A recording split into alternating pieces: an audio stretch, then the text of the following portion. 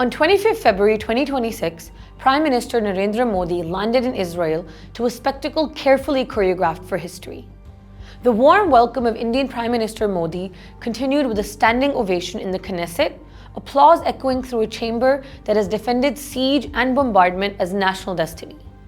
Beside Benjamin Netanyahu, Modi framed India as an ancient civilization reclaiming its rightful power. Netanyahu did the same for Israel. Two leaders, two flags, one script of civilizational glory masking ruthless calculation. The symbolism was loud, but analysts see a more pragmatic reason for Modi's current embrace. India fought a short-lived war with Pakistan in May 2025 and walked away humiliated internationally. The aura of invincibility cracked. Military shortcomings were exposed. Air defense systems failed where they mattered most. New Delhi began searching not for reflection, but for reinforcement. Israel offered weapons, surveillance architecture, and above all, the promise of impregnable skies. Pride needed repair, and Tel Aviv had the tools. This strategic pivot carries a moral cost. India once stood firmly with Palestine. It was the first non-Arab state to recognize the PLO as the sole representative of the Palestinian people, and among the first to recognize a Palestinian state. That legacy now gathers dust.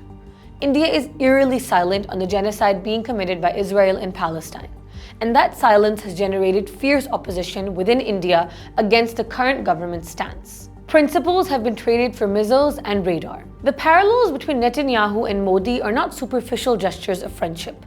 They are structural affinities. What unfolded in Kashmir is not an isolated Indian enterprise. It is a colonial rerun. It is the adaptation of Zionism's most brutal chapter for Hindutva's present ambition. Netanyahu's ongoing genocide in Gaza, flattening hospitals, schools, and refugee camps, is a grotesque performance of impunity.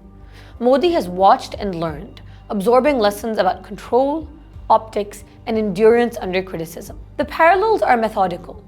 Netanyahu's doctrine of permanent war thrives on the idea that security is never complete and enemies are eternal. His use of artificial intelligence for targeted assassinations, his manipulation of Western guilt and evangelical fervor have not only been admired in New Delhi, but actively replicated.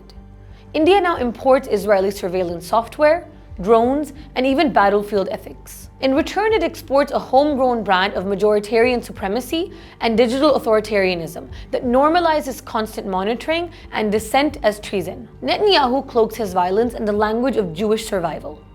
Modi sanctifies his in Hindu victimhood.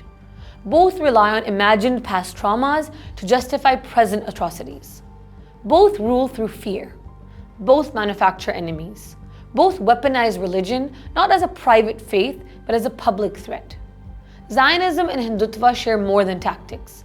They share a cosmology that treats supremacy as sacred and conquest as redemption, rewriting occupation as liberation and repression as patriotism. In the 21st century, atrocity no longer needs concealment. It needs reframing. Victims must be discredited until their suffering sounds suspicious. Muslims in Gaza become Hamas sympathizers. Kashmiris are labeled terror adjacent. Once the label sticks, so does the justification. One drone strike becomes strategy, 10 become doctrine. Civilian death becomes collateral arithmetic. Language is scrubbed clean while rubble piles high. The West remains complicit. Israel massacres civilians with American weapons. India perfects coercion with Israeli technology. In Washington, London, and Paris, trade deals eclipse war crimes.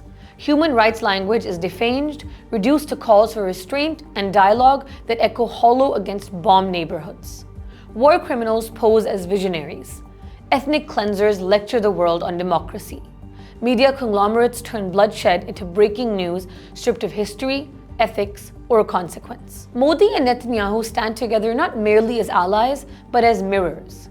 Each reflects the other's ambition, tactics, and contempt for accountability. Their embrace is not about shared values of democracy, but shared strategies of domination.